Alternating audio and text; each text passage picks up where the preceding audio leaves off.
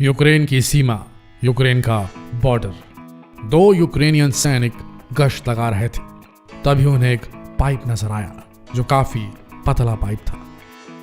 उन्हें समझ नहीं आया कि आखिर ये पाइप यहां पर क्यों लगाया गया है। उन्हें पहले लगा कि ये पानी सप्लाई करने के लिए होगा, लेकिन जब इसे करीब से देखा उन्होंने तो वो सन्न रह गए, क्योंकि यूक्रेन के बॉर्डर को क्रॉस करते हुए यूक्रेन के एक छोटे से गांव तक ये पाइपलाइन जा रही थी। और जब उन्होंने इस पाइपलाइन को ट्रेस किया तो उनका दिमाग घूम गया, क्योंकि ये पाइपलाइन 500 मील तक फैली हुई थी। जब इसकी बारीकी से जांच की गई तब पता चला कि इस पाइप के जरिए गांव में सस्ती देशी शराब सप्लाई की जा रही थी। दोस्तों, चोरी और तस्करी में ज्यादा फर्क नहीं, लेकिन चोरी और तस्करी दोनों में ही एक बात तो पक्की है, चोरी करो तो सही से करो, ट्रेस नहीं मिलना चाहिए। कहीं पकड़ा गए तो जिंदगी नर्क बन जाएगी और जिंदगी जेल में ही बीतेगी। इसीलिए बड़े बड़े चोर और तस्कर यही कहते हैं कि चोरी करो तो इस तरीके की कि पकड़ाओ नहीं, वरना मत करो। यूक्रेनियन सैनिकों ने उस पाइप को वहीं पर काट दिया, उसकी जांच ही गई और लगभग हर यूक्रेनी इन्वेस्टिगेशन सर्विस के जितने भी एजेंट थे सब इस पाइपलाइन को ट्रेस करने लगे, लेकिन उनके हाथ कुछ भी नहीं लगा। ना वो तस्कर सपड़ाए, ना वो चोर जो ये अल्कोहल यहां से वहां ट्रांसपोर्ट कर रहे थे। उन्हें भी पता था कि अल्कोहल को यूं बॉर्डर क्रॉस कराना या बॉर्डर क्रॉस करके गांवों तक पहुंचाना बहुत मुश्किल काम है, इसीलिए उन्होंने पाइपलाइन ही बिछा दी थी। एक तरफ से पैसे आते थे और दूसरी तरफ पाइपलाइन से सस्ती शराब सप्लाई हो जाती थी। लेकिन वाह रे चोरों, क्या दिमाग लगाया तुमने। लेकिन कभी कभी ये चोरी और तस्करी बेहद रिस्की और बेहद खतरनाक हो जाती है। अगला किस्सा बेहद संवेदनशील है, क्योंकि अगला किस्सा भारत का है। भारत का सबसे संवेदनशील इलाका जम्मू और कश्मीर। अक्सर कश्मीर बॉर्डर पर गाड़ियों की चेकिंग की जाती है ताकि आतंकवाद जैसी घटनाओं पर रोक लगाया जा सके। इसी तरह एक बार सैनिक बॉर्डर पर गाड़ियों की चेकिंग की जा रही थी, तभी उन्हें गाड़ी वाले पर शक हुआ। जब उसकी जांच की गई तो उसमें से ढेर सारे बॉक्स बरामद किए गए। जब उन बॉक्सेस को खोला गया तो उसमें 153 कबूतर बरामद किए गए। जी हाँ, 153 कबूतर। देखा जाए तो कोई बड़ी बात नहीं थी, लेकिन यहां पर मामला कुछ और ही था। असल में हर कबूतर के ऊपर गुलाबी रंग का एक मार्क लगा हुआ था, स्पेशल सा, और उनके पैरों पर घुंघरू से छल्ले बंधे हुए थे। कबूतरों के ऊपर लगे इस अजीब से मार्क को देखकर सुरक्षा कर्मियों का माथा टंका। इसकी पूरी जानकारी आला अधिकारियों को दी गई। मामला सीआईडी तक पहुंच गया। जब मामले की तह तक पहुंचकर डीसी सिमरनदीप सिंह से पूछा गया, तब उन्होंने बताया ये बेहद कॉन्फिडेंशियल और बहुत ही खतरनाक मसला है। कबूतरों के जरिए सीक्रेट इंफॉर्मेशन सीमा के पार कराई जा रही थी और इसलिए इसकी तफ्तीश अब सीआईडी कर रही है। आपको बता दें, इससे पहले भी पठानकोट में बीएसएफ के जवानों ने बमियाल सेक्टर की सिंबल चौकी पर एक संदिग्ध कबूतर को पकड़ा था, और इस कबूतर को पकड़ने की कहानी भी बड़ी अजीब थी। जो कबूतर पकड़ा गया था उस प्रजाति के कबूतर भारत में पाए ही नहीं जाते थे। इसके अलावा उस कबूतर के पास उर्दू में लिखा हुआ एक खत भी बरामद किया गया, जिसमें लिखा था, मोदी जी हमें 1971 के वक्त का मत समझिए, अब हर एक बच्चा भारत के खिलाफ लड़ने को तैयार है। अब ये कबूतर किस देश से आया था और कहां का संदेशा लाया था, ये तो आप खुद ही समझ चुके होंगे।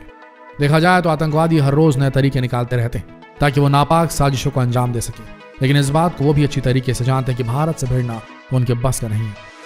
अब आपको चोरी और तस्करी का एक ऐसा तरीका बताते हैं जिसे सुनने और देखने के बाद आप भी हैरान रह जाएंगे। गोबर के कंडे में होने वाली तस्करी। मध्य प्रदेश के इंदौर बॉर्डर पर गाड़ियों की चेकिंग की जा रही थी, तभी वहां पर गोबर के कंडे से भरा हुआ एक ट्रक पहुंचा।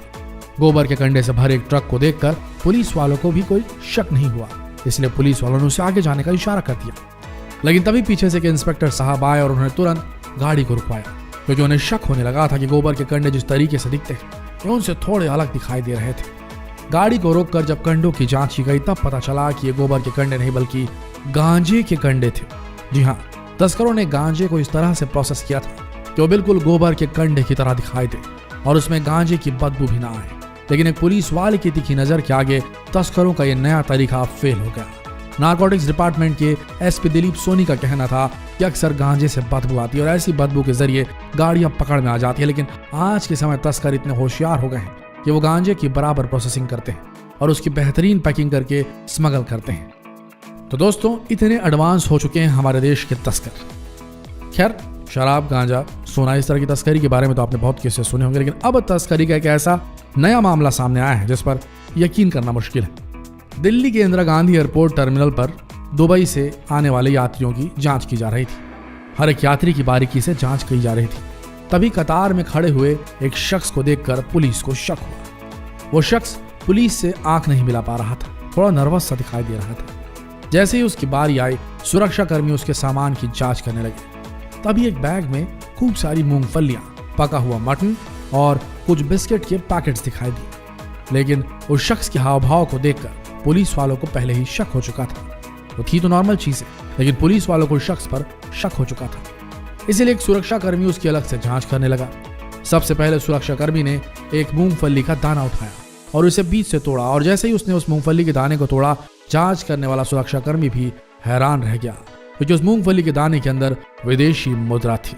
इसके बाद 2-3 सुरक्षा कर्मी और आगे आ गए, और जैसे ही हर मूंगफली के दाने को तोड़ा जाता, उसमें से एक विदेशी मुद्रा बाहर आती। इस तरह जब पके हुए मटन को काटा गया, उसके अंदर से भी ढेर सारी विदेशी मुद्रा बाहर आई। बिस्किट के पैकेट में भी बहुत सारी करेंसी छुपा कर रखी गई थी, और जब सारी विदेशी मुद्रा को इकट्ठा किया गया तो कुल 508 अलग अलग देश की करेंसियां थी, जिसमें यूरो, रियाल, दिनार जैसी विदेशी मुद्राएं शामिल थी, जिसे ये शख्स स्मगल करके दूसरे देश ले जा रहा था। पूछताछ पर पता चला कि ये सहारनपुर का रहने वाला है और पेशे से एक मजदूर है।